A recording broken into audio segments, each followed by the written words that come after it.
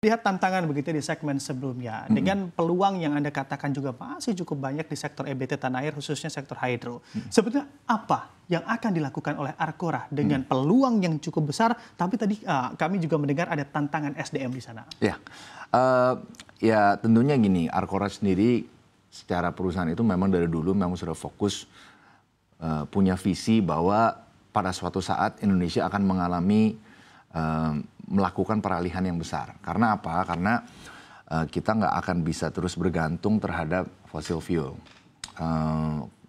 Ya seperti kita tahu sendiri kan, harga batu bara bisa fluktuasinya sangat tinggi. Ya. Harga gas juga punya fluktuasinya sangat tinggi.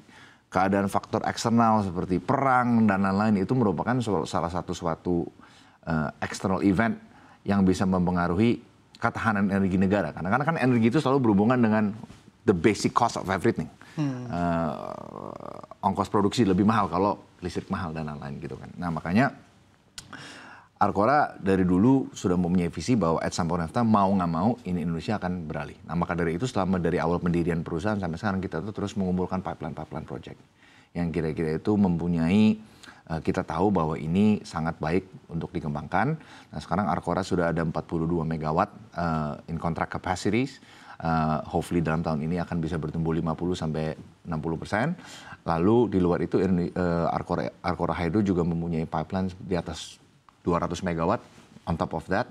Nah hopefully kita bisa dengan adanya aturan-aturan dan regulasi yang baru bisa merealisasikan kontrak-kontrak tersebut. Nah tentunya potensi banyak, pipeline besar, strategi detail apa yang Arcora akan lakukan ya. Tentunya tadi kita sebut kita perlu melaksanakan talent acquisition. Gimana kita mencari orang-orang yang siap bekerja dengan hati, ya bekerja. I'm a big believer kalau bekerja ya harus dengan hati lah. Kalau enggak hasilnya nggak akan bohong gitu kan. Nah itu merupakan challenge utama Arcora dan saya sebagai CEO untuk bagaimana bisa menarik orang-orang yang bisa memberikan yang terbaik untuk merealisasikan mimpi-mimpi swasembada energi dari Indonesia dan merealisasikan pipeline dari Arcora Hydro itu sendiri.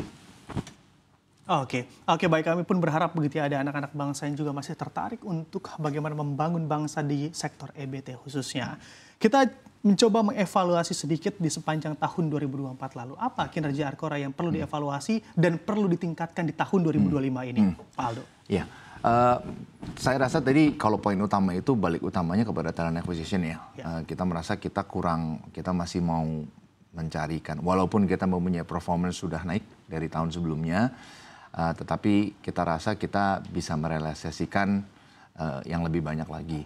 Karena walaupun itu perealisasian kontrak-kontrak baru itu kan masih tergantung terhadap pihak PLN, tetapi kita yakin pada saat PLN sudah mulai siap dengan akan diterbitkannya RUPTL ini, tentunya akan lebih banyak proyek lagi bisa terrealisasikan oleh Arcora Hydro dan di situ yang kita harus siap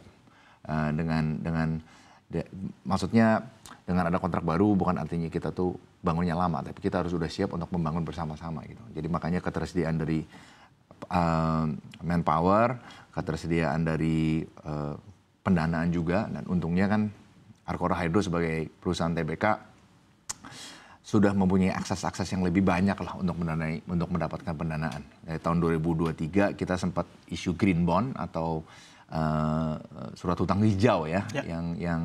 Yang dimana cukup sukses dan Arcora Hydro hopefully bisa mendapatkan pendanaan yang lebih lanjut dengan adanya kontrak-kontrak yang lebih banyak ke depan. Oke, baik. Masih berhubungan terkait kinerja Arcora Hydro dan juga dikaitkan dengan regulasi pemerintah. Dan dikaitkan pula dengan soal insentif EBT, Pak Aldo. Apakah memang sudah cukup insentif yang diberikan atau Anda melihat perlu ada adjustment ke depannya karena memang melihat peluang-peluang yang cukup banyak dan harus ditangkap secepatnya? Oke. Nah ini pertanyaan yang cukup kontroversi Pak, kalau menurut saya. Karena dan saya yakin juga ada beberapa teman-teman dari pengembang mungkin juga nonton ini ya. Karena sebetulnya insentif atau tidak insentif itu kan berhubungan dengan perekonomian dari proyek tersebut. Ya. Dan hydropower atau saya cukup yakin ya pembangkit listrik, khususnya hydropower ya. Karena untuk hydropower itu ongkos pembangunannya itu bisa sangat berbeda-beda Pak. Tergantung dari potensinya masing-masing. Jadi untuk figure of speech saya ngomong untuk membangun 1 megawatt di satu tempat, itu ada yang memerlukan ongkos hanya 1,7 juta, ada yang memerlukan ongkos 2,5 juta, ada yang memerlukan ongkos 3 juta. Nah tentunya orang yang membangun dengan ongkos 2,5 juta pasti perlu insentif kan. Karena return-nya nggak semenarik orang yang membangun dengan ongkos yang lebih murah gitu kan. Jadi ini memang pertanyaan yang bisa dibilang above my pay grade, dalam arti bagaimana caranya, karena kan pemerintah untuk memberikan insentif itu kan harus tepat sasaran gitu kan. Nggak bisa asal-asal nanti disalahgunakan, nanti jadi masalah gitu kan.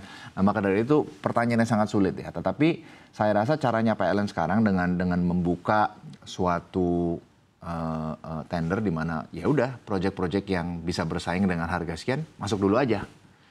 Itu aja dulu yang dikontrak. Nah, saya rasa itu mungkin salah satu cara yang daripada kita mandek ya mungkin itu salah satu cara yang bisa dilaksanakan ya. Jadi proyek-proyek yang memang ongkosnya murah-murah untuk membangun ya udah masukin dulu aja. Daripada kita stop sama sekali gitu kan, nunggu insentif dan lain-lain. Karena insentif itu kan as you know Pak, I'm not a political person. Tapi setahu saya itu proses approval juga banyak sekali gitu kan. Dan itu ada persetujuan dari A sampai Z lah kira-kira. Dan itu pun jangan sampai salah gitu kan. Jadi it is very complicated about incentive gitu. Tapi yang jelas kalau dari sisi regulasi, saya rasa again dari 5 tahun terakhir sampai sekarang significant improvement. Oke, baik. Dengan prospek yang masih cerah Anda katakan, lalu bagaimana peta persaingan atau bahkan pemain baru di sektor hydro begitu ya di tanah air kita, apakah juga makin banyak pemainnya dan apakah memang masih cukup prospektif untuk dimasuki para pemain baru di sektor ini, Pak Aldo? Kalau saya lihat banyak sekali perusahaan dari luar negeri yang masuk. Investment dari luar banyak sekali yang masuk. Jadi dari Eropa, dari China, dari Jepang, mereka sangat actively pursuing hydropower projects. But I'm pretty sure untuk PLTS, surya atau geothermal juga pasti banyak ya. Intinya sih kalau keinginan dari luar itu sekarang ini sudah sangat besar. Cuman yang diinginkan kan lokal juga jangan kalah dong. Karena ini kan ketahanan energi ya kalau bisa bukannya kita anti luar enggak, cuman ya kita jangan diem aja juga, ayo kita bersama-sama gitu. Jadi jangan semuanya diambil oleh luar, tapi kita juga ikut ambil alih, ikut berinvestasi terutamanya di